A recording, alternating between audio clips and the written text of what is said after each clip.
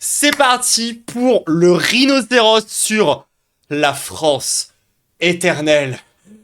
La France, le pays des Gaulois et du Roquefort et de la bière triple. La France, tout le monde. Aujourd'hui, on va parler de la France. Alors, je sais pas précisément de quoi ça parle. Par contre, sur la miniature, il y a Jean Dujardin, Éric Zemmour et comme je le disais avant de lancer la capsule, ce que je pense être un cyborg nazi. Parce que genre, t'as pas cette tête-là, tu vois, s'il y a pas 30% de ton lobe préfrontal qui a été remplacé par une machine. Je refuse d'y croire. Donc, on va se lancer là-dedans. Je sais pas, toi, ça parle. Allez, let's go.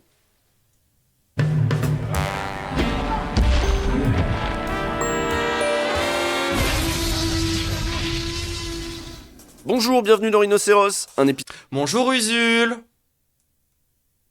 épisode un peu spécial parce qu'on est tous sous le choc, nous les Français. Il s'est passé des trucs super graves ces dernières semaines. Le 19 octobre, on imagine que vous avez été bouleversés, comme nous, par le vol des bijoux de la reine de l'impératrice. Hein? Ah non, je m'en branle. Ah, moi-même le lendemain j'étais encore sous le choc. Heureusement il y avait Darmanin sur France Inter. Bonjour Gérald Darmanin. Bonjour. Merci d'être avec nous ce matin Je savais même pas que c'était arrivé, je crois. au micro de Genre, je crois que j'en ai entendu parler, c'est tout. France Inter alors que les Français se réveillent ce matin encore sous le choc du spectaculaire cambriolage qui a eu lieu hier au musée du Louvre. 8 bijoux dérobés d'une valeur patrimoniale. Si, j'en ai entendu parler. Même que le Louvre, il a dit, en fait, ça va quand même faire 10 ans qu'on vous dit qu'il y a des problèmes, qu'on a besoin d'oseille, et que voilà, maintenant vous avez les conséquences. Inestimable. Donc voilà, c'est dit, les Non, pas bonjour Darmanin. Français étaient sous le choc. Bonjour Usul, c'est tout. Ok. Et Lumi. Et en même temps, la valeur des bijoux, elle était inestimable. Donc on peut les comprendre, les Français. Inestimable. Sur une échelle de 1 à combien d'argent Sarkozy a volé aux Français, ça fait quoi à peu près? Parce que maintenant, c'est un peu ça que j'utilise pour me repérer, moi. Oui, dans les grands médias, c'est vite devenu un drame national ce cambriolage. Bon, il y a Le Monde qui a essayé de prendre tout le monde un peu à contre-pied. Des objets uniques à la valeur inestimable selon le ministre de l'Intérieur. Alors au Monde, nous avons contacté un expert en joaillerie et montres de collection. Et nous lui avons demandé de trancher. Est-il réellement impossible d'estimer le butin des voleurs ? Moi, ça me fait rire. Évidemment, c'est estimable. Pour notre expert, l'ensemble du butin Non mais ce qu'ils veulent dire par inestimable, c'est parce que le patrimoine, soyez pas con le monde. Et genre, vraiment, on en est là, c'est ça le débat? vaudrait entre 50 et 100 millions d'euros lors d'une vente publique. Mais les voleurs ne pourront pas en tirer ce prix-là, car il est admis que la valeur du recel est entre 5 et 10% de la valeur du marché, soit environ 5 millions d'euros ici. Non mais évidemment que ça va se vendre. Évidemment que ça va se vendre à un prix, mais vous êtes vraiment trop cons. C'est pas mal quand même, hein. Aujourd'hui, on entend le chiffre de 88 millions d'euros. C'est pas énorme, mais c'est pas mal. Pour vous donner un ordre de grandeur, le budget annuel du Louvre, selon la Cour des comptes, c'est 323 millions. Oui c'est ça, El Famoso patrimoine français alors que les bijoux viennent des pays africains. Non mais ça on est d'accord. Genre par exemple, on pourrait se poser la question, tu vois, parce qu'il me semble qu'il y a parmi les objets qui ont été volés, il y en a, si je dis pas de bêtises, parce que j'en ai entendu parler, je vous ai dit. Il y en a pas un qui a genre une 50aine de diamants qui sont incrustés à l'intérieur ou un truc du genre. Il y a pas une espèce d'objet comme ça qui est genre intégralement recouvert de diamants. Ils viennent d'où les diamants? D'euros. Ils auraient vendu ces bijoux, ils auraient pu faire tourner le musée pendant 4 mois. Oui, mais on ne vend pas les bijoux de la reine du Second Empire. Les Français, ils sont attachés à leur Ah bah oui, elle les a elle-même volés à plein de royaumes. Attends, impératrice, je sais plus laquelle là. Si ça se trouve, c'était leurs bijoux. Mais en plus, je crois que c'était genre la meuf de Napoléon III, genre. C'est le mec dont on se branle, qui était juste une espèce de Macron nul avant l'heure. Franchement, genre... Préférés de leur impératrice préférée comprend qu'ils soient sous le choc. Il y a quelqu'un chez moi à Tourcoing qui m'a dit Monsieur le maire, on a l'impression d'avoir été un peu cambriolés. Je pense que les Français ce matin, ils ont tous un peu l'impression, enfin je crois une grande majorité, les Français d'avoir été cambriolés. Ah, ce bruit Non. de bouche dégueulasse. Bon, ça suffit Darmanin, on arrête avec Darmanin, mais on continue sur les bijoux. On en disait quoi des bijoux sur les plateaux chics de France Culture ou de C'est ce soir? Je ne compte En vrai, je suis contente qu'ils abordent ce sujet parce que j'en aurais pas parlé sinon. plus le nombre de conversations qui commencent par « dit Parce que vraiment, je m'en branle. Hein. ». C'est toi qui as fait le coup, c'est un peu la blague quand on n'a pas de blague. Notre ami Arthur Chevalier, qui n'est pas collectionneur, mais qui connaît très bien le Premier Empire. C'est lui. Non, mais c'est... On fait des blagues tout simplement parce que cela fait rire les Français. Bon, on rigole déjà un peu plus, mais c'est vrai qu'il y a eu... Nous faisons des blagues parce que c'est marrant. Et ensuite, nous mangeons de la nourriture pour nous sustenter.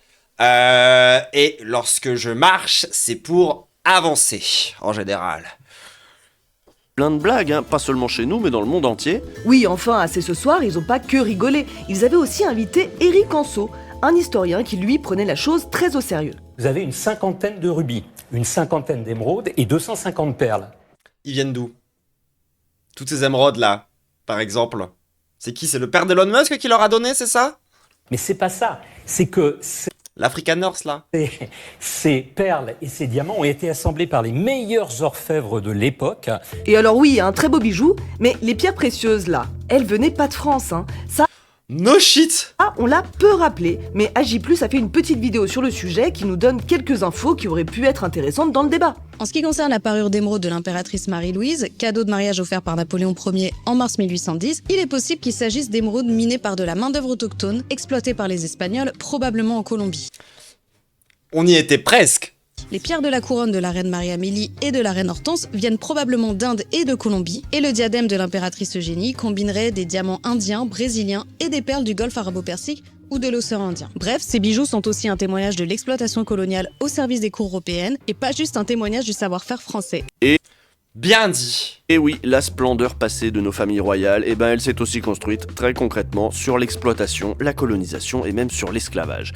Mais bon, si on s'aventure sur ce terrain-là, on pourrait rappeler par exemple qu'il reste en plein Paris un magnifique palais construit avec l'argent d'un marchand d'esclaves, Antoine Crozat, en 1720. C'est un des tout derniers bâtiments de la ville à avoir cette histoire-là. Vous pouvez le visiter pendant les journées du patrimoine, il s'appelle le Palais de l'Élysée. Je déconne pas Pardon? Comment ça? Quoi? Attendez, comment ça? du tout. Oui, voilà, c'est pour ça en France, toute cette histoire-là, on préfère pas trop y penser. Genre, l'Élysée, ça a été construit par des esclaves? Et c'est genre un des derniers bâtiments de tout Paris qui a été construit par des esclaves?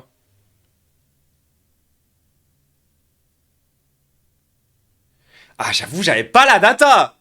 Parce que moi, je savais, par exemple, que le siège de LVMH avait été construit par-dessus le zoo humain de l'exposition universelle. Ça, j'étais au courant, tu vois. Mais alors, j'avoue que le palais présidentiel construit par des esclaves, je l'ai pas vu venir. J'avoue que, genre, alors oui, ça me choque pas non plus. Genre, si j'avais réfléchi avant, peut-être que j'aurais pu. Mais là, ça m'a un peu pris de court. C'est pas à ça qu'on pense en tout cas quand on regarde les jolis bijoux de Sissi l'impératrice et de la reine Bégonia. Ces perles et ces diamants ont été assemblés par les meilleurs orfèvres de l'époque pour en faire la parure Oui, c'est ça, choqué mais pas surpris, c'est exactement ça. de notre dernière souveraine. Et je pense que les Ah, par l'argent d'un marchand d'esclaves, pardon, autant pour moi. Français ont très Ça reste... très bien compris ce qui se passait là, et qui est tout à fait dramatique. Voilà, on y est. Là, on est Après, on peut aussi reparler des statues, par exemple, ou des noms de rues. dans le sujet. C'est de ça dont ils veulent parler. Donc, on va parler de ça. Très bien, pas de souci. Les Français, donc vous et nous, hein, on est sous le choc du vol des bijoux parce qu'on est nostalgique de quand on avait des familles royales qui pétaient la classe, voilà, faut le dire. Souvenez-vous de cette phrase de Macron. Dans la politique française, cet absent est la figure du roi, dont je pense fondamentalement que le peuple français n'a pas voulu la mort. Le roi qui était un homme qui mettait des perruques, hein. Un peu comme ta femme, Macron. Moi aussi, je peux être transphobe, hein. Et oui, c'est pour ça qu'on regarde Stéphane Bern, qu'on achète des bouquins de Philippe de Villiers. Quelque part, ça nous fascine. Et alors là, comme d'hab, est-ce que ça nous fascine ou est-ce que ça fascine surtout les commentateurs, ces histoires de bijoux et de têtes couronnées? On est censé être sous le choc, mais moi personnellement, j'étais pas trop sous le choc. Si le Louvre avait brûlé, là, ok, je serais choc-barre, mais se faire gauler 2 diadèmes, une épingle à cheveux et un prince Albert, ça va, je vais m'en remettre. Non, mais ça faisait quand même beaucoup pour une semaine. 2 jours après, je vous rappelle que des juges rouges avaient mis Nicolas Sarkozy en prison. Là Chat. aussi, j'ai appris à la télé qu'on était sous le choc. Vous avez vu les images. Rassurez-moi, vous avez vu les images des gens qui crient dans la prison sur Sarkozy, qui sont en train de gueuler et tout, genre en mode ouais, on va venger Kadhafi. Oh là là, mais quel plaisir, mais quel bonheur, mais quel bonheur. Les images, évidemment, elles sont un électrochoc pour un certain nombre de Français. Toute chose égale. Pareil, moi j'avoue que je comprends pas trop l'angle des médias, parce que je trouve qu'il est assez facilement destructible, tu vois, genre eux ils sont en mode oh là là, c'est une honte, on condamne un président pour corruption, mais vous vous rendez compte l'image que ça renvoie de la France? Je suis bien d'accord, ça envoie une image de merde de la France. C'est bien pour ça qu'il doit aller en prison. C'est précisément parce que le mec a trahi et qu'il a, qu'il a déshonoré la France à l'échelle internationale qu'on le juge. C'est pas la faute des juges. Vous êtes trop con. Par ailleurs, cet emprisonnement met en scène la seconde mort du roi. Roi que Et c'est pas Jésus, hein? Le président de la 5e République incarne, enfanté par une monarchie capétienne qui dura 900 ans et une nation républicaine depuis 3 siècles. What? Attends, mais quoi? Mais il est malade! Attends, qu'est-ce qu'il vient de dire là, Pascal? Évidemment, elles sont un électrochoc pour un certain nombre de Français. Toute chose égale par ailleurs, cet emprisonnement met en scène la seconde mort du roi. Roi que le président de la 5e République incarne. Bah non. Précisément non. Sinon, il va lui arriver des bricoles encore une fois. Enfanté par une monarchie capétienne qui dura 900 ans. Alors, ça pareil, ça se discute. Et une nation républicaine depuis 3 siècles. Et oui, c'est notre bon roi Sarkozy. Mais alors attends, parce que moi, si on remonte 900 ans en arrière, les Flandres, c'est pas français. Hein. Par exemple. Et comme pas mal de territoires en fait. Hein. Pas mal de gens de mon chat, vous êtes pas français il y a 900 ans. Hein. Sarkozy qu'on a mis en prison, et quelque part, c'est comme si on commettait un second régicide. Tout ça peut vous paraître un peu ridicule, mais je vous assure que ça l'est pas tant que ça. Non, parce qu'il y a toute une ambiance en fait. Il y a 30 ans, quand Bah oui, sinon dans ce cas-là, je propose de le guillotiner quoi. Enfin, si vraiment il veut. on entendait parler les nostalgiques de la monarchie, on rigolait franchement. France Inter a, pendant 10 ans, confié à Stéphane Bern une D'ailleurs, je suis anglais il y a 900 ans. Ouh, dur. Dur. émission, Le Fou du Roi, dans laquelle les inclinaisons monarchiques de son animateur étaient traitées à la rigolade. Sauf que ces derniers temps, on rigole beaucoup moins. La France d'avant la Révolution française, la France éternelle, c'est devenu un vrai sujet. Face au déclin supposé du pays... Et le vrai problème aussi, c'est qu'il y a pour certaines personnes, la France éternelle, c'est l'Algérie française aussi. Ça, c'est un truc qu'il faudrait rappeler que c'est un peu un PB de penser comme ça. S'il y en a pour qui ça a pas l'air clair. Qui s'humilie en envoyant Sarko en prison, qui se sent rabaissé quand on lui vole ses breloques, on se plaît à regretter un pays qui n'existerait plus que dans les livres et sur les cartes postales. On se rassure comme on peut. Dans Paris Match, la semaine dernière, vous disiez... Ouf. Allez, Jean Dujardin. En couve, il est quand même chouette, notre pays. Qu'est-ce que j'ai pas dit? J'ai bien aimé cette phrase. L'acteur Jean Dujardin était l'invité du 20h de France 2 le 16 octobre dernier. C'était l'occasion rêvée de parler un peu de la France, tiens. Allez, ouais.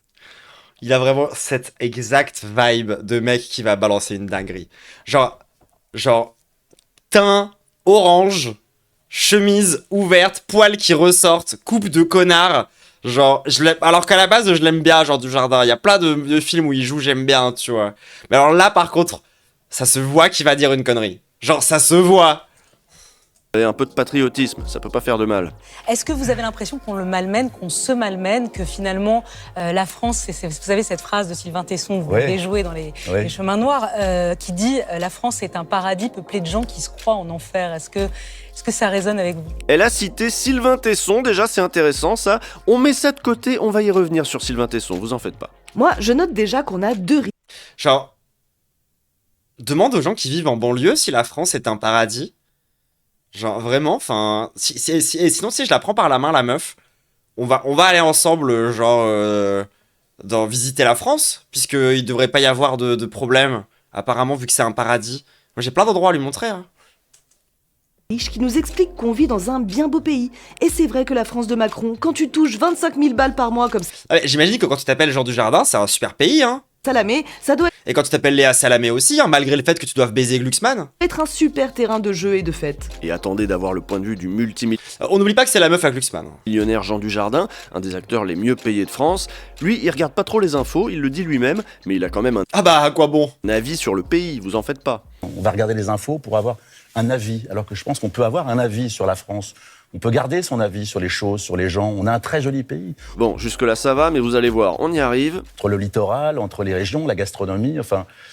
Le problème, c'est quand on le dit rapidement, on est taxé de facho. Alors on se dit, qu'est-ce qu'il faut que je dise alors? Non, en fait, non mais alors ça par contre, il va falloir qu'on se mette d'accord sur un truc.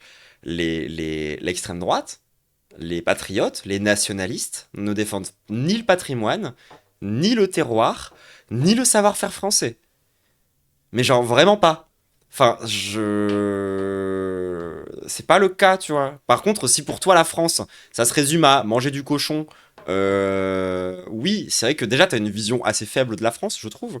Mais en plus de ça, tu vas pas sauver le patrimoine, hein. Je suis rétrograde parce que j'aime le pâté. Et voilà. Non, mais en fait, si tu vas avoir du bon pâté, par exemple, Jean Dujardin, tu penses qu'il vaut mieux vivre dans un système capitaliste et d'exploitation dans le... Enfin, bref, j'en ai marre.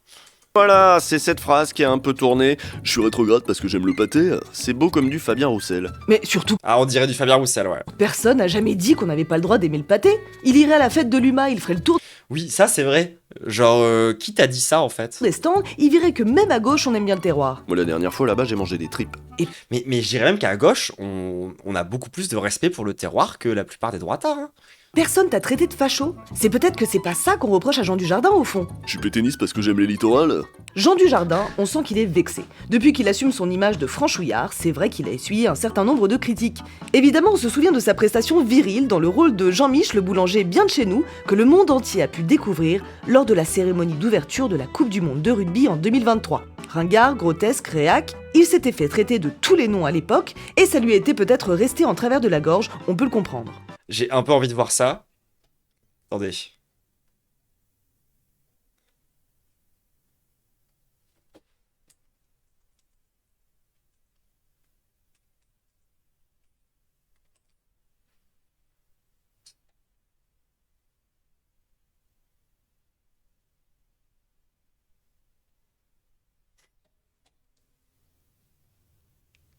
Franchement, ça vaut pas le coup. On va voir.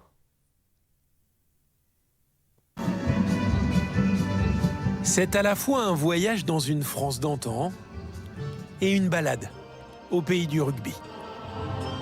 Autour de Jean Dujardin, du sport, de la poésie et des artisans. Attendez, il est au courant, Jean Dujardin, ou pas, qu'il est habillé exactement comme les caricatures que faisaient les Anglais des Français pour se foutre de notre gueule? Ça parle tout simplement de la France. Alice ?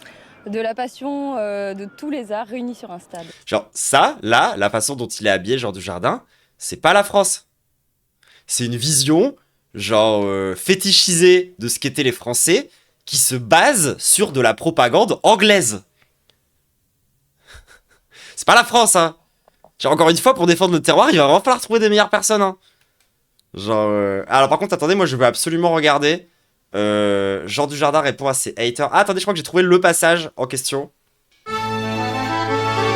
Non, mais je peux avoir le passage. Comment je peux ne pas trouver le passage?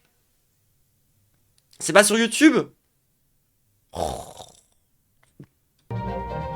Jean Dujardin dit être tombé à la renverse en découvrant les critiques sur la cérémonie d'ouverture de la Coupe du Monde de rugby. Il était la tête d'affiche d'un spectacle que certains ont jugé trop franchouillard, voire rance, comme le journal Libération. L'acteur explique avoir voulu célébrer notre pays, notre savoir-faire et l'histoire du rugby, et précise que la France... Et il a fait une caricature bizarre, où on dirait clairement que c'est des étrangers qui ont voulu représenter la France. C'est aussi le pays du béret, de la gastronomie, de la culture et de l'éducation, n'en dé... Alors... Il y a d'autres trucs aussi en France, hein. Genre la sécurité sociale... déplaise à certains. N'en déplaise à certains. Jean Dujardin regrette que cette cérémonie est divisée au lieu de rassembler. Alors pour mettre enfin tout le monde d'accord, il conclut avec un « Allez les Bleus ». Ok, bon bah on a plus de dates, hein. Écoutez, c'est dommage, j'aurais bien aimé voir le passage quand même. Il avait même fait la une de Valeurs Actuelles qui avait trouvé son univers absolument charmant. Le magazine d'extrême droite avait reconnu la France qu'il aime dans ce... Ah bah oui, tu m'étonnes. De toute façon, genre vraiment, l'extrême droite, si tu tapes paysage de France et que tu le donnes à une IA, ça donne exactement le truc que eux imaginent et ils sont en mode, bah c'est qu'on a forcément raison. Tableau sépia et chauvin. Et là aussi, Jean Dujardin avait râlé. Il avait même dénoncé cette récupération. C'est pas parce qu'on aime le pâté qu'on lit Valeurs Actuelles. D'ailleurs, il n'est pas le seul à crier à la récupération politique. Thibaut InShape sort un livre et à l'occasion de diverses interviews, il a pu se plaindre lui aussi d'avoir été mal compris. La fachosphère choisit ses héros, elle ne leur demande pas forcément leur avis. Je mets le drapeau français dans ma salle de sport, c'est parce que je suis français, c'est parce que quand je suis à l'étranger, je suis fier de dire que je suis français. Non, pour moi... C'est vrai que Thibaut InShape, hein, moi je rappelle, c'est quoi ma take, hein, c'est que c'est vraiment ce facho, tu vois, mais macroniste, qui comprend pas que le macronisme, c'est quand même un peu facho, tu vois. Et genre du coup tous les fachos le bordent en ne comprenant pas eux-mêmes qu'en fait c'est juste un macroniste. Et du coup à la fin, tout le monde est un peu perdu face à ces dynamiques autoritaires, en mode... ah bah en fait, c'est pas si différent. Le drapeau, il est apolitique, il appartient, il dépasse un petit peu tous les trucs. Qui Antoine Léaumont? Et il faudrait pas que ce soit, ça a été peut-être, oui, trop récupéré peut-être. Et en parlant de récupérer, oui, il y a beaucoup de... Moi, ce qui me peine, c'est que mes prises de position... C'est moi ou sur sa miniature, il a un peu des tototes de meuf trans? Ou mes vidéos YouTube sont récupérées politiquement et j'ai pas envie aujourd'hui, c'est pour ça que j'ai fait ce bouquin, parce que j'ai pas envie que les gens s'attribuent un peu mon succès, mon mérite en disant ah ben Thibaut défend notre cause alors que non, j'ai rien à voir avec ces personnes. Jean et Non, lui il adore juste l'armée, l'autorité et il fait la pub pour l'État en permanence. Thibaut sont fiers d'être français, ça n'est pas un crime, non? Le problème, il adore son pays, c'est que la France, ça veut tout et rien dire. La France mise en scène dans la cérémonie d'ouverture de la Coupe du Monde de rugby, c'est une certaine France. Une France dans laquelle certains vont se reconnaître et d'autres non. D'autres vont préférer la... Bah non, mais si tu te reconnais dans Jean Dujardin là, dans cette image-là... Certaine France, une France dans laquelle certains vont se reconnaître. Si toi tu te reconnais là-dedans, tu n'es pas français. C'est trop bizarre. Genre franchement, on dirait un Daily France. Vous savez, c'est des espèces de boutiques à l'étranger où ils font crari, on a le droit de manger des trucs qui seraient soi-disant typiquement français, et à la fin tu te retrouves avec genre une saucisse dans un croissant avec du gruyère et t'es en mode... Je reconnais Super Dupont, on dirait un peu Super Dupont. Et d'autres non. D'autres vont préférer la France qu'a mis en spectacle Thomas... Mais non, si tu reconnais là-dedans, tu vis même pas au 19e siècle. Encore une fois, ça n'a jamais existé. C'est vraiment une vision fétichiste bizarre de ce qu'était la France. Hein. Jolie pour les JO, une France plus... Non, les panini croissants, c'est incroyable. Alors, c'est incroyable, mais par contre, c'est pas français, genre. Inclusive, plus moderne. Alors, du moins, c'est pas le grand patrimoine, je sais pas quoi. Une France plus rock, qui n'a pas honte de son histoire révolutionnaire. De la Coupe du Monde de rugby, je suis sûr et certaine, ça y est, je pense qu'ils l'ont vraiment pensé comme, genre, une anti-cérémonie des JO. Je suis sûr et certaine que dans la tête du metteur en scène, le mec, il s'est dit, il faut absolument qu'on fasse l'anti-cérémonie des JO. Et Jean Dujardin est en mode, banco. Cérémonie où on s'est tapé la honte, et une autre où Ah, c'était avant les JO, autant pour moi. on a vraiment assuré. Mais voilà, c'est pas grave, on peut débattre. Ce qu'on voulait noter là, nous qui nous concentrons sur la critique média, c'est que dans les grands médias, on entend quand même beaucoup plus de célébrations de la France éternelle de Jeanne d'Arc et du saucisson que Non, c'est pas concordant avec les dates, les gens. de la France ouverte et moderne qu'on a vue au JO. Il faut dire que la chasse aux wokistes est ouverte, particulièrement dans les médias bourgeois qui se font une idée assez particulière de ce qui plaît aux Français moyens, aux Français normaux. Je revendique petit français normal, avec des valeurs... Bah non. Désolé, hein, t'es en train de parler sur le micro de RMC, tu n'es pas un petit français normal, ferme ta gueule. Simple, j'aime le pâté, comme dirait Tu sais qu'il y a des gens qui peuvent pas s'en acheter du pâté? Jean Dujardin, et qu'aujourd'hui, il faut absolument être dans le délire wokiste, s'émerveiller devant un mec à poil peint en bleu. Mais attends, mais toi tu t'émerveilles devant n'importe quel connard torse nu avec un béret, une baguette en train de manger du cochon. Genre, est-ce que c'est vraiment mieux, connard? Genre, vraiment, enfin, tu sais, moi je veux bien critiquer que les cheveux bleus, peut-être que ça te plaît pas ou je sais pas quoi, mais quand toi derrière, le truc qui te provoque une érection solide comme du diamant, c'est Jean Dujardin torse nu, en train de se frotter du pâté contre le visage, je suis désolé, mais de toi à moi, c'est pas moi qui ai le sentiment d'être une déséquilibrée en fait. Et celui qui dirait que c'est pas bien de foutre un mec à poil en bleu, traité de facho. Il est facho. Antoine Diaz, que vous venez d'entendre, était un soutien d'Éric Zemmour, porte-parole de Reconquête.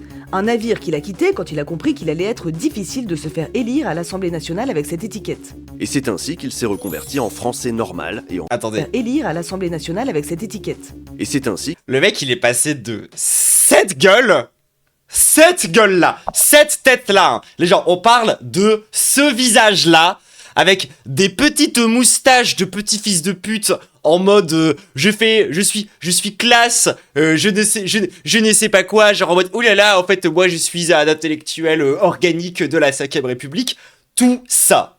qu'il s'est reconverti en français normal et en... Eh ben, spoiler alerte, dans les deux cas, c'est une fraude. Chroniqueur télé, ici pour les grandes gueules sur une chaîne de... Le Feldop tue RN. Alors, il était à Reconquête Actuelle. Rodolphe Saadé. Anas Kazib, lui, il a fait le chemin inverse. Il s'est fait virer des grandes gueules pour finir militant politique dans le parti d'extrême gauche Révolution Permanente. Là, vous allez l'entendre sur Sud Radio dans la toute nouvelle émission que la station marquée à l'extrême droite a confiée à Magali Berda. La papaise... Ah bah, let's go, allez, pourquoi pas. Non, attendez, c'est quoi ça? Genre, c'est une partie de Pokémon où tu tentes de prendre tous les pires Pokémon pour faire ton équipe? Qu'est-ce qu'elle fait là, Magali Berda? Les influenceurs. Si vous savez pas qui c'est, les gens, influx voleur. C'est la meuf qui tenait le compte de meufs comme genre tous les influenceurs qui venaient de la télé-réalité et qui vendaient des produits de merde dangereux là. C'était elle, genre. Pour lui aussi, la meuf qui s'est frité avec Booba. Dans les médias, on fait surtout l'éloge d'une certaine France, et ça n'est pas celle d'Ayana Kamura. La France, c'est sous l'œil des bourgeois, c'est Napoléon Bonaparte, c'est les rois de France, c'est ça la France. C'est pas, c'est jamais la colonisation, c'est jamais.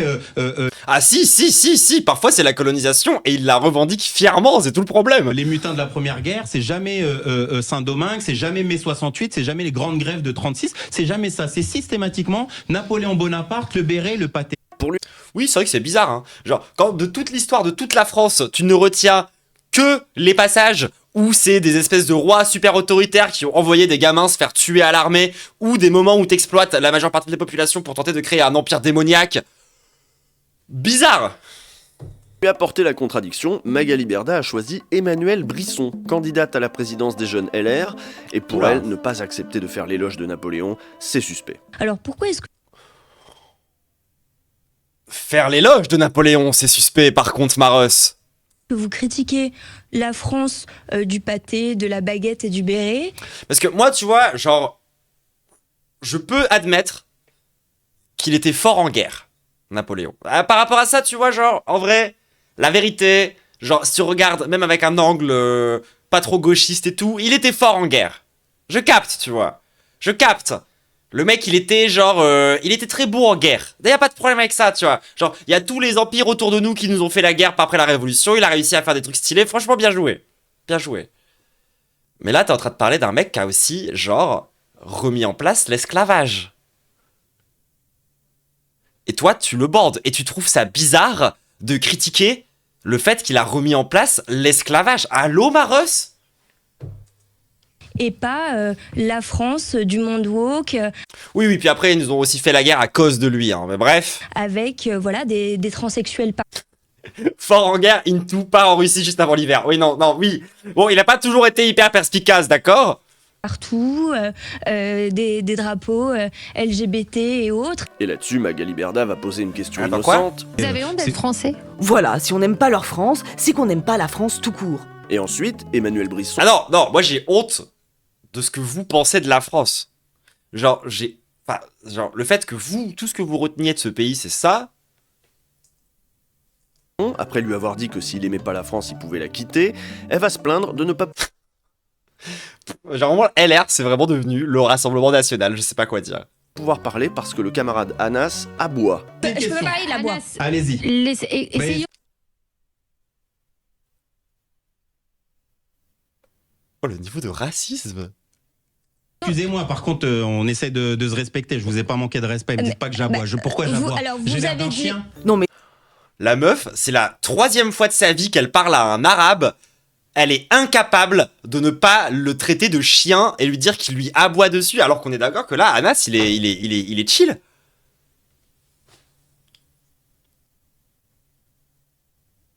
C'est chaud de fou, non? Et c'est elle qui agresse là. Magali, elle va intervenir, c'est sûr. Et en fait, c'est vrai que vous êtes très nerveux. Non, vraiment, je vous jure, vous êtes très nerveux. C'est vrai? Ah, ça va? Mais ça va? Non, j'aime pas juste qu'on me traite de chien et qu'on me dise dégage. Bon, allez, une des... Entre autres, par exemple, tu sais, lorsque t'arrives sur un putain de plateau télé et que à la moindre phrase de travers, on te dit « Quitte la France, espèce de chien, et arrête d'aboyer !» Oui, effectivement, genre, bizarre l'ambiance. Drôle d'ambiance, hein.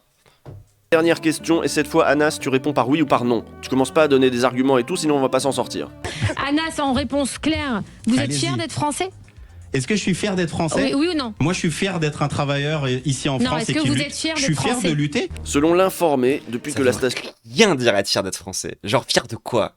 assume son parti pris à l'extrême droite. Et même si t'es un fan de roi de France et que t'adores Louis XVI, et t'as pas besoin d'être fier un petit pour rien. Hein. Elle aurait triplé ses recettes publicitaires. Comme quoi, ça paye de faire des procès en anti-France. D'ailleurs, ces procès en anti-France, on ne les fait pas à n'importe qui en général. Vous noterez que ça D'ailleurs, le terme anti-France, ça vient de Vichy. Genre, littéralement, c'est de la propagande pétainiste. concerne surtout ceux qui sont pas blancs. Souvenez-vous de ça, c'était en 2017 dans les grandes gueules. Je dis vive la France, vous pouvez pas dire vive la France? Si, je peux dire vive la France, oui. Mais vive la France pourquoi en soi? Le 14 juillet hein, pas convaincant. Non, mais je sais pas, vous voulez que je me mette au garde à vue, Alors, la noire, tu pourrais être plus sincère quand tu dis que tu aimes la France. D'accord?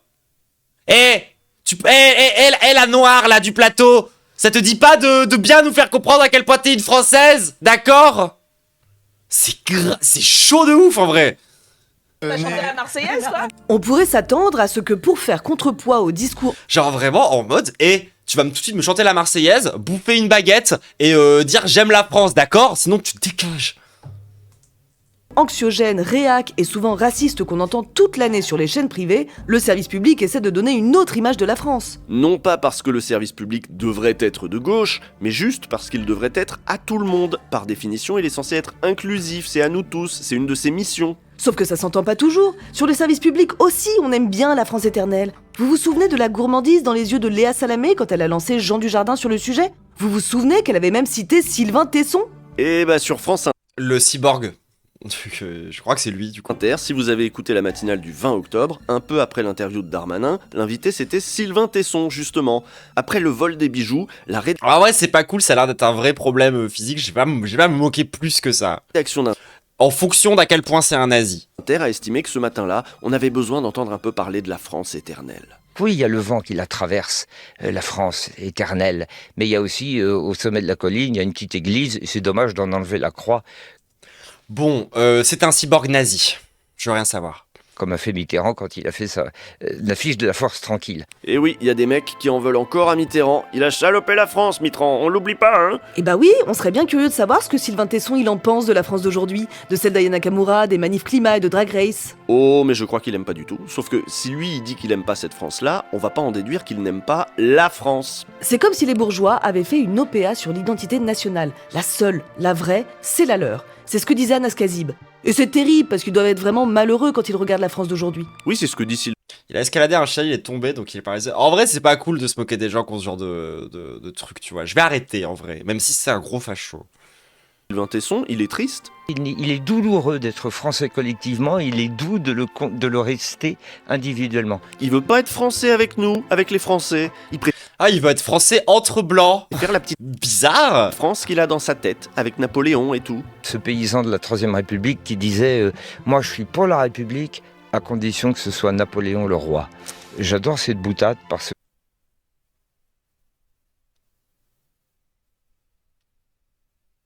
Bah tu l'aimes ou tu la quittes, hein. Que c'est la phrase parfaite du grand embrassement. Subtil ça, le grand embrassement. On comprend pas trop ce que c'est, mais ça rappelle une formule bien connue. Oui, allez, bon. Un malade. Bon, c'est qui Sylvain Tesson? Parce qu'avec Léa Salamé, depuis le début, on vous saoule avec Sylvain Tesson, mais tout le monde sait peut-être pas qui c'est. Ah non, moi je sais pas qui c'est. Sylvain Tesson est présenté comme un simple écrivain voyageur, un homme de littérature et d'aventure. Le journaliste François Krug a sorti en 2023 un bouquin intitulé « Réaction française, enquête sur l'extrême droite littéraire ». Ah bah, il a quand même l'air de détester les fachos. Il était venu en parler à Blast à l'époque. Dans son livre, il revenait sur le parcours de quelques Et franchement, Blast, parfois vous invitez n'importe qui. Hein. auteurs familiers des salons parisiens et des plateaux télé. Il évoquait par exemple la jeunesse Ah non, c'est pas le même. C'est pas le même. J'ai confondu les noms d'hommes. Pardon. antisémite de Yann Moix, l'islamophobie de Welbeck, et il revenait aussi sur la figure de Sylvain Tesson. Sylvain Tesson, lui, il a l'image de... Et il revenait aussi sur la figure de Sylvain Tesson. Oula, c'est quoi ça? Sylvain Tesson, lui, il a l'image de... Comment dire? De l'auteur apolitique, mais apolitique par définition parce qu'il est voyageur. Alors après, quand tu grattes un peu et que tu lis ses bouquins attentivement, il y a à chaque fois des petits passages ou si tu es de droite, voire Ah, c'est des dessins de Yann Moix. Waouh. d'extrême droite, tu peux dire ah ouais c'est bien, là il a réussi à glisser un truc sur les migrants, sur Ah, c'est tellement chaud.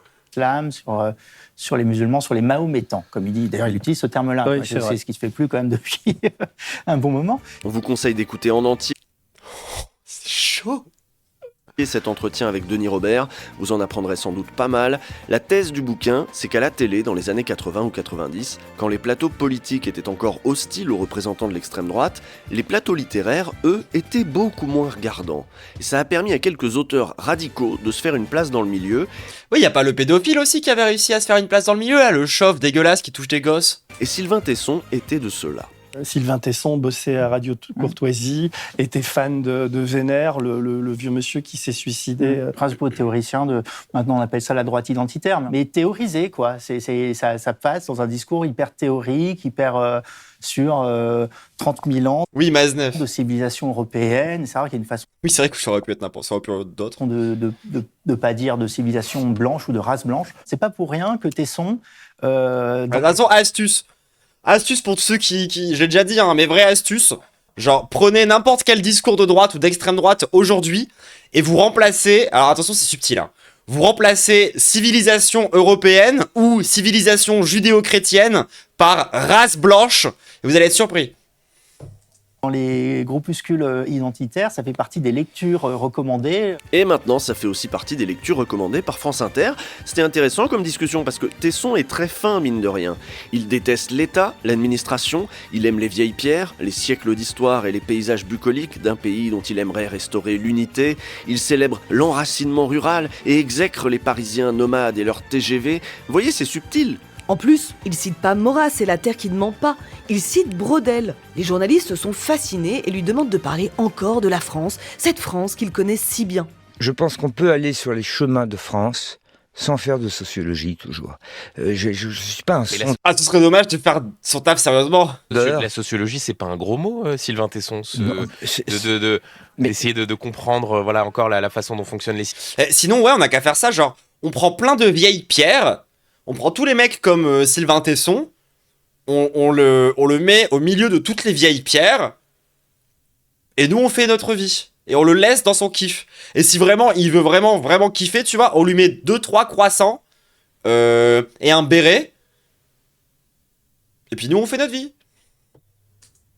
Système et quand on vous écoute et vous parlez très bien de ce pays et de la beauté du parc des Calanques, mais est-ce que parfois il n'y a pas une sorte de biais esthétique qui vient et qui fait passer au second plan les préoccupations de ceux que vous croisez parfois dans ces pérégrinations? Et là, pas mal. Mais c'est vrai, quand c'est Duhamel qui te dit, gros, c'est quand même un peu raciste, c'est que c'est vraiment que ça se voit, quoi. Benjamin, tu y es presque. C'est vrai qu'il n'y a pas grand-chose de la France telle qu'elle est dans les envolées de Sylvain Tesson. Et c'est normal, c'est pas son sujet. Son sujet, c'est la France éternelle.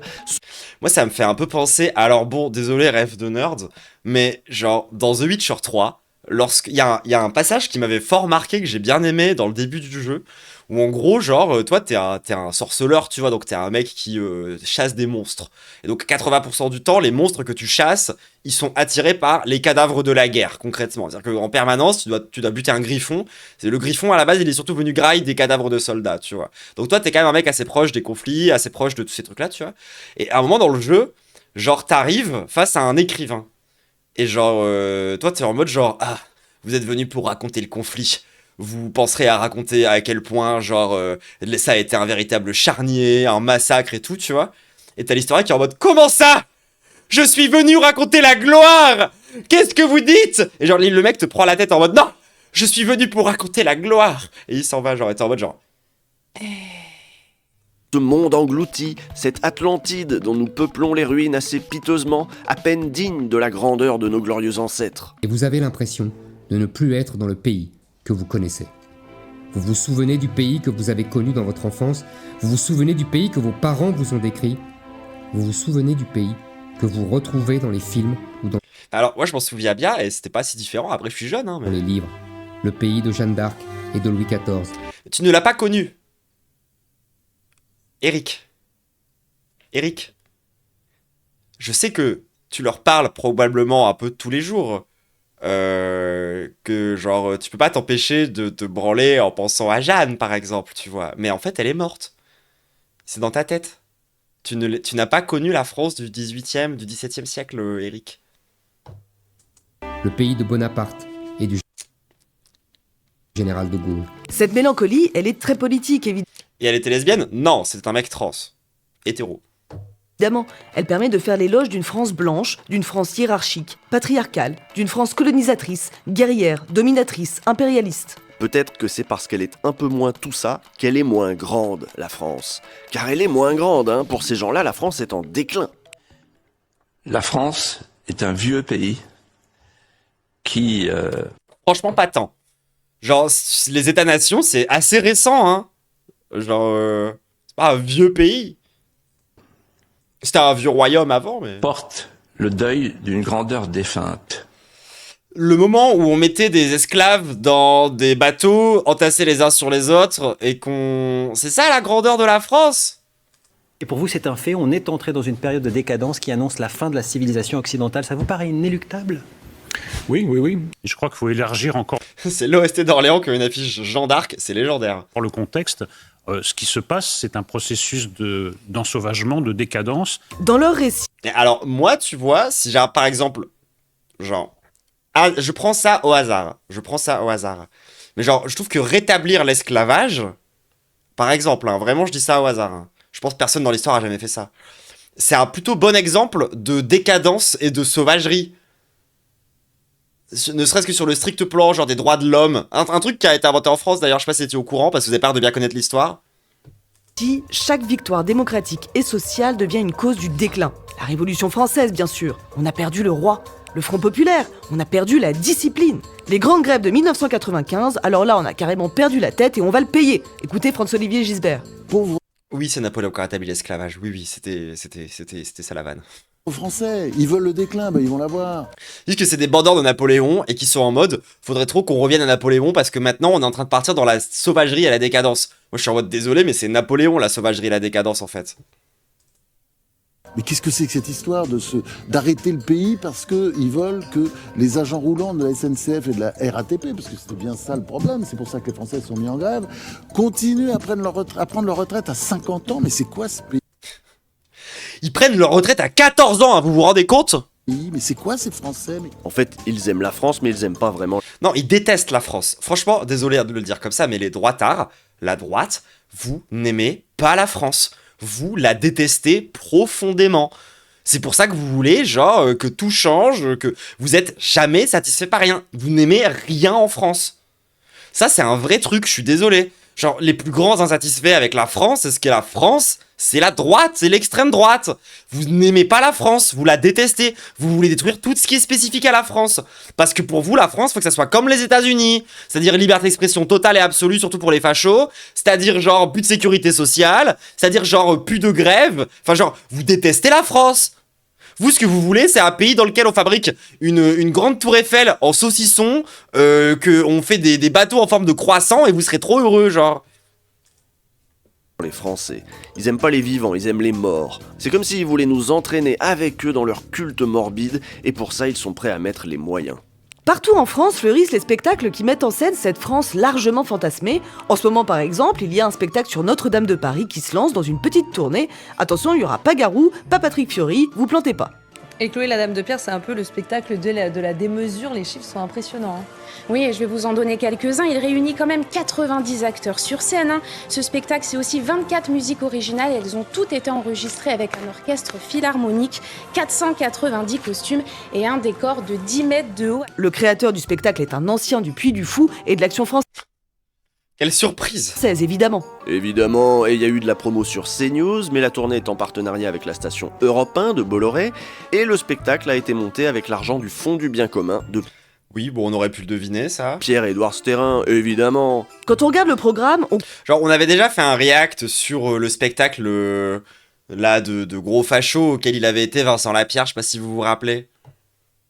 Comprend qu'on va pas mal parler de royauté, de religion, et surtout, regardez, la Révolution française et ses... Genre, nous, le spectacle qu'on avait regardé, en gros, genre Vincent Lapierre, il y avait été pour défendre l'idée que c'était pas un spectacle d'extrême droite. C'était un truc qui était aussi en partenariat avec le Puy du Fou, et qui était aussi financé par Sterrin, et qui prétendait raconter l'histoire de France.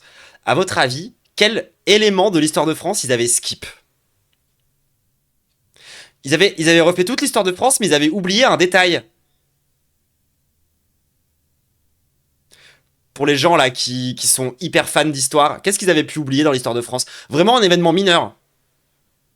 Oui, la Révolution. Ils avaient oublié de mettre la Révolution française dans l'histoire de France.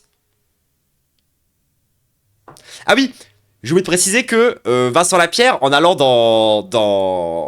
Oui, bah évidemment, la colonisation, ça avait été skip aussi, bien sûr. Vincent Lapierre, quand il avait été à ce spectacle pour tenter de démontrer que c'était pas un spectacle de nazis, il avait interviewé un négationniste. Genre, il a pas fait exprès, hein. Il est allé là-bas, et sur place, sans faire exprès, par hasard, il est tombé sur un négationniste. Genre un mec qui avait des écrits où il remet en question genre les chambres à gaz. Contestation. Voilà, on va Mais vraiment c'est moi qui abuse en traitant tout le monde de nazi. contester la Révolution française manifestement. Et oui, Ah bah voilà, encore une fois. Bah attendez. Bah voilà, ils ont Et ses contestations. Voilà, on va contester la Révolution française manifestement. Et oui, parce que la vraie France, c'était avant la Révolution française. C'était les rois, le catholicisme et les chevaliers. Le pays des chevaliers et des gentes dames. Non, c'était pas Chouard, c'était Vous vraiment l'aurez un immense turbo giga nazi. Et pour le coup, je vous conseille vraiment, mon best-of, il était bien, c'est un truc qui a même marché. Pris, le catholicisme c'est important. Pour Sterrin comme pour Bolloré, c'est pas seulement un truc mystique. Mais c'est ça, c'était Forisson, je crois. C'est quelque chose de très politique. Si la vraie France, la France éternelle, elle est catholique, fatalement, ça exclut pas mal de monde. Zemmour l'a bien compris d'ailleurs, son dernier bouquin. Oui, genre moi j'y suis plus déjà. Qu'importe. Mais encore une fois, moi tu prends, pendant la guerre de 100 ans, c'est pas clair à quel point je suis française, hein, si tu vois où j'habite. Là-dessus, il a été invité à venir en parler sur France 3 il y a pas longtemps. L'Église a fait les rois ont fait la nation a fait la République. Donc... Non mais attends, genre, c'est débile de réfléchir comme ça, attends quoi? Sans le christianisme, il n'y a plus de France et moi je veux, comme beaucoup de Français, continuer à vivre en France. Donc... Ah, genre, attendez, mais il y a des gens qui le prennent au sérieux quand ils disent ce genre de truc? C'est pour ça que je... Genre, il est en mode, genre, l'Église a créé le roi qui a créé la République. Du coup, en fait, sans l'Église, pas de République.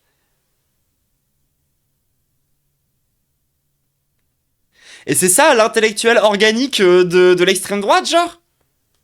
C'est chaud. me bats pour protéger, défendre, exalter l'identité chrétienne de la France contre la menace actuelle qui est d'une part le wokisme qui détruit les...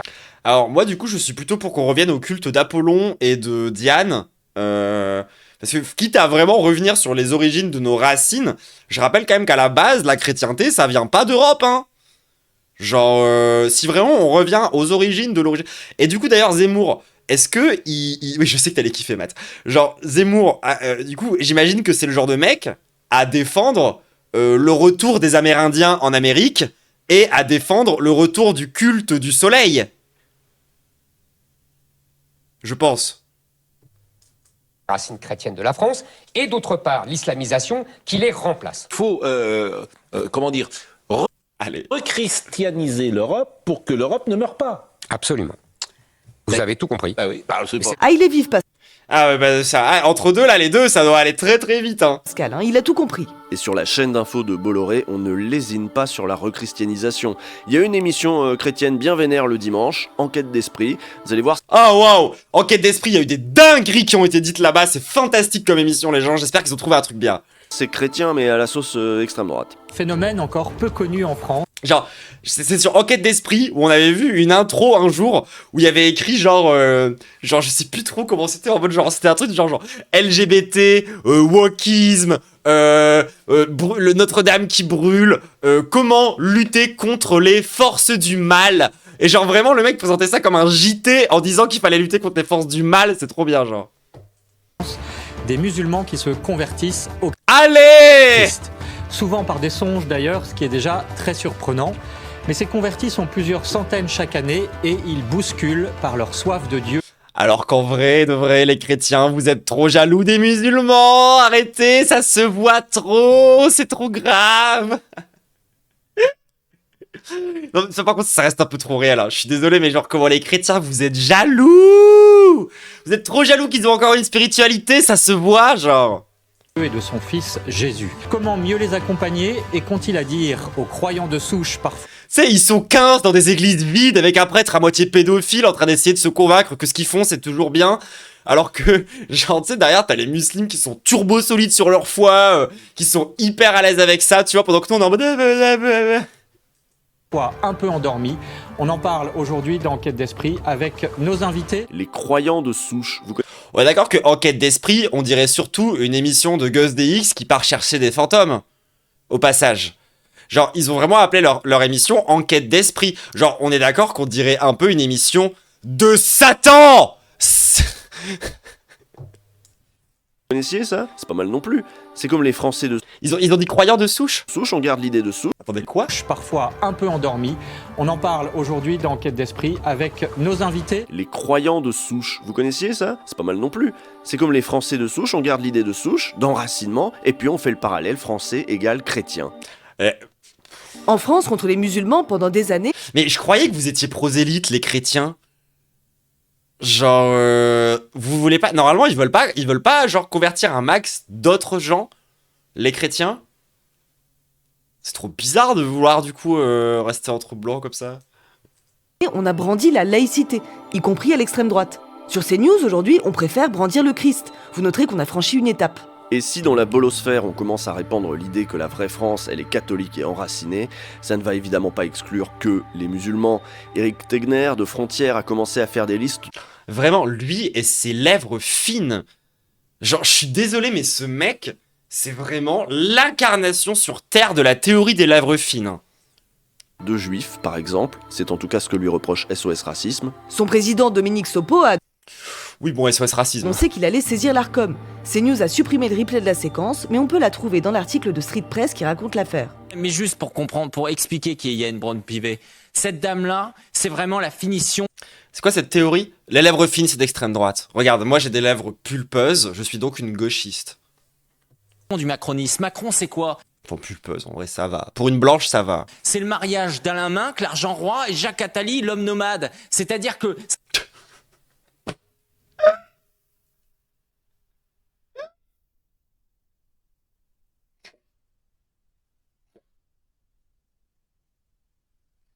Répète ça! Expliquer qui est Yael Braun-Pivet.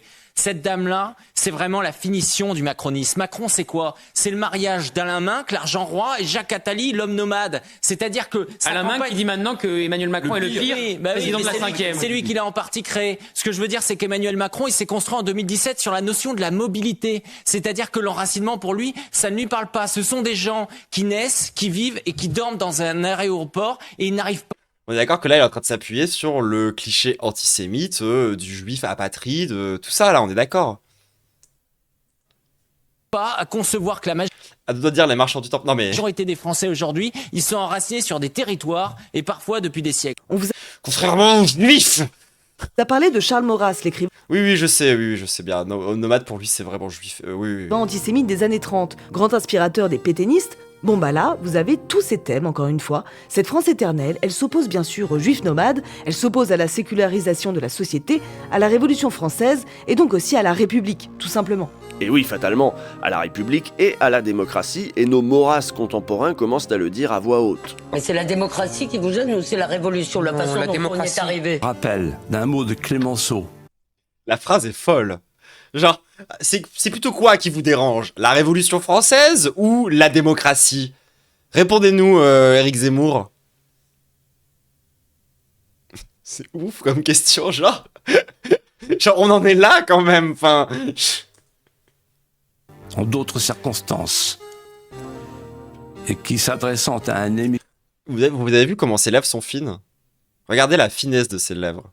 Cycle du parjure. Regardez. Maurras contemporains. C'est arrivé. Regardez les lèvres de Zemmour comme elles sont fines. Rappel d'un mot de Clémenceau, en d'autres circonstances, et qui s'adressant à un hémicycle du parjure, a eu ce mot. Ah ouais, les parjures, je connais ça, c'est des ennemis dans Skyrim. Retrouvé pour la circonstance. La démocratie, c'est des rats dans un égout. Alors j'ai cherché...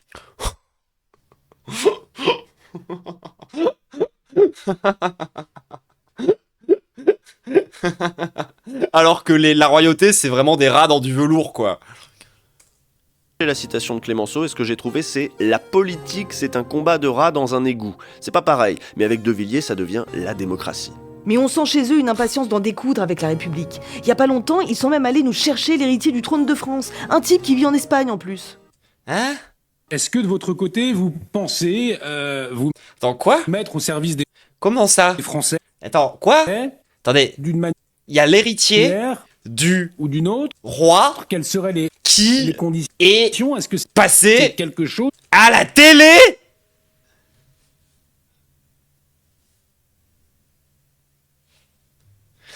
Mais alors attendez, parce que moi j'ai des traditions aussi qu'on peut faire respecter si vous voulez. La vérité. Genre, si vraiment il y a un besoin de parler de traditions françaises, moi il y en a 2-3 que j'aime bien. À commencer par... ouais, mais ça va, il faut que j'arrête de faire des appels à la violence.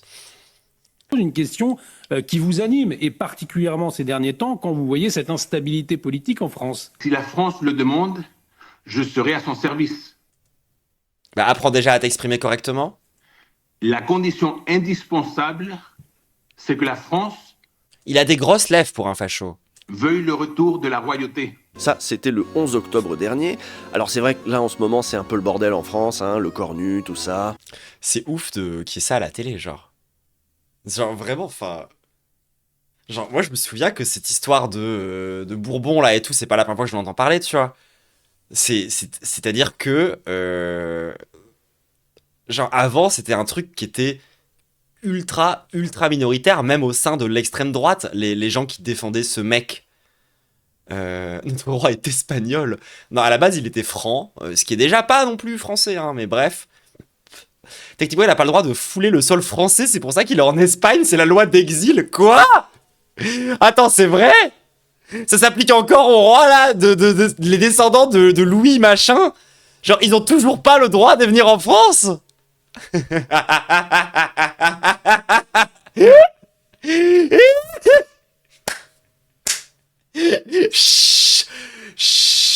Chais, c'est pas pour rien, connard.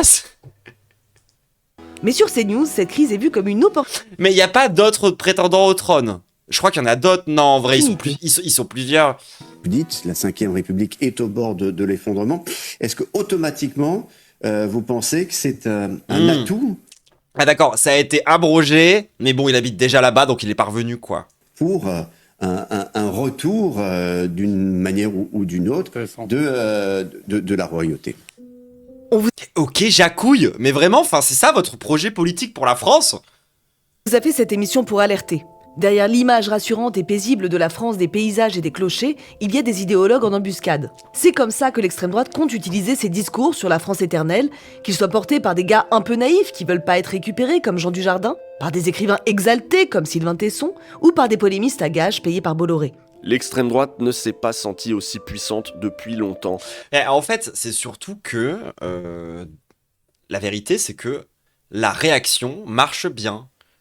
Je suis désolé, mais genre, le fait d'être le fait d'être réactionnaire, non seulement il y en a toujours eu, mais en plus de ça, ça fonctionne. Genre, les gens, ils tombent assez facilement dans ces discours-là, et au risque de venir encore vous casser les couilles avec ce sujet-là, c'est pas le cas que à droite.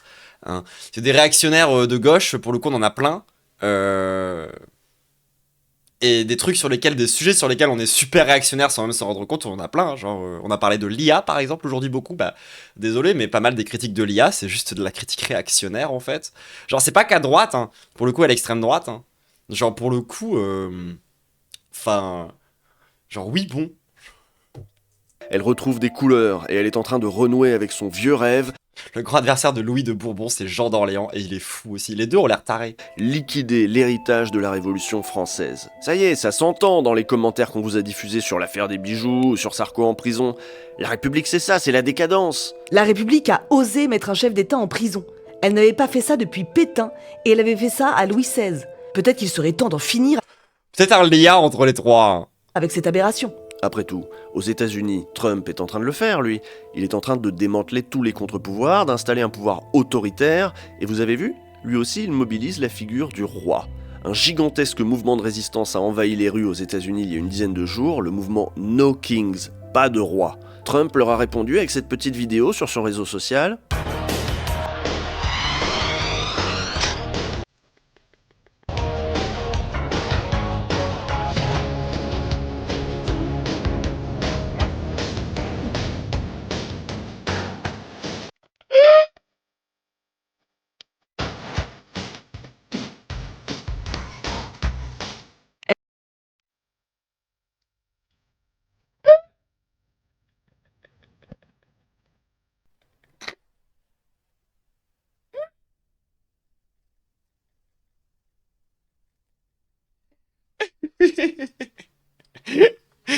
Ok, c'est un génie. Est-ce que c'est ce roi-là qui donne des idées à nos fachos français? Pour l'instant, l'extrême droite parlementaire joue le jeu de la démocratie. Désolé, mais faut reconnaître quand les adversaires ils font des trucs marrants quand même. Et j'avoue que... Des élections, mais le jour où il faudra renverser la République pour sauver la France Oui, on est obligé de concéder les gens, désolé, c'est du génie. éternelle, elle sait qu'elle Oui, c'est vrai que c'est un peu un mélange entre du caca, un cochon et une couille cette vidéo, effectivement. aura un certain nombre de médias pour la soutenir. Le groupe Bolloré, par exemple, doit être démantelé. Ça devrait être une priorité pour nos députés et pas seulement pour ceux de la gauche. Ces gens-là ne sont pas uniquement des ennemis de la gauche, ce sont des adversaires du régime. Il serait temps que tout le monde en tire les conclusions qui s'imposent. Oui, dis pas ça trop fort, Usul, parce que techniquement parlant, moi aussi je suis un peu une adversaire du régime. Comme pas mal de gens d'extrême gauche en vérité, mais... On va pas le dire trop fort. À dimanche. Dans 2 semaines.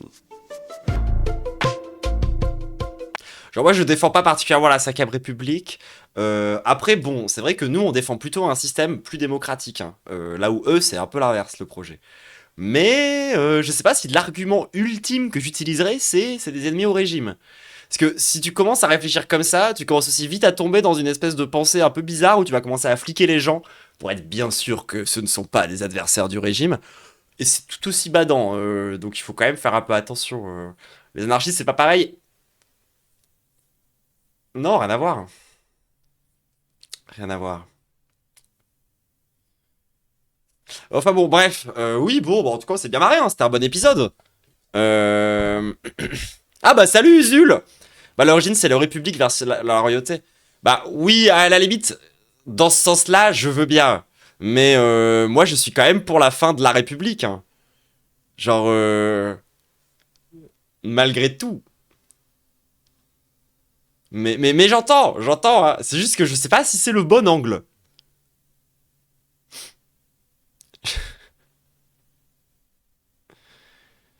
Les ennemis du régime, entre parenthèses, RS fasciste et les ennemis du régime. Bah oui, c'est un peu pareil.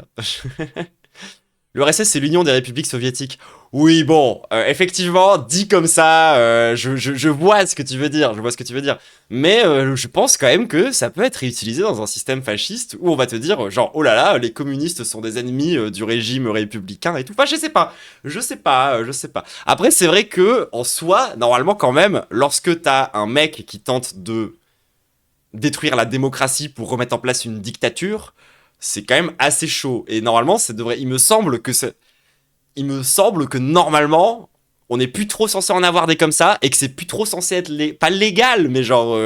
c'est vrai que c'est plus censé être autorisé, cette histoire. Genre, t'es plus censé vouloir renverser la République pour mettre en place une dictature. Enfin, je sais pas, hein, mais... Après, chacun sa République, mais je défends la République. J'aime juste mettre des adjectifs derrière. Oui, j'entends. Mais de toute façon, à la base, ça veut un peu rien dire républicain. C'est comme pour beaucoup de concepts, hein, tu mets le mot que tu veux. Enfin, sinon, la République démocratique. Enfin bref, vous connaissez l'argument. Mais bon, moi, je défends plutôt la commune, le commun. Mais oui, je vois ce que tu veux dire, dans le sens où, en soi, techniquement parlant... Après, c'est juste que moi, je suis vraiment une matrixée, en mode, il faut mettre fin à l'état-nation, et donc il faut... Enfin bref. Mais j'ai pas envie de rentrer dans ce débat de con, honnêtement.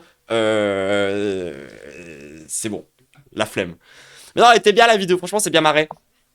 J'étais sûr que tu lurkais quand je faisais des reacts à tes rhinocéros, j'en étais sûr. Bref, en tout cas, non, franchement, c'était bien. Écoutez, Écoutez, du coup, vous aimez le pâté ou pas dans le chat? Parce que sinon, la France, tu l'aimes ou tu la quittes, il va falloir vous déporter, hein.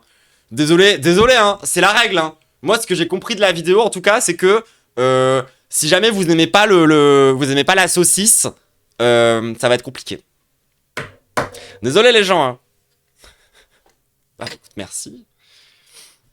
Vive le pâté de mon papy. Ça dépend les papys, on va dire. Ça va, j'aime bien le pâté.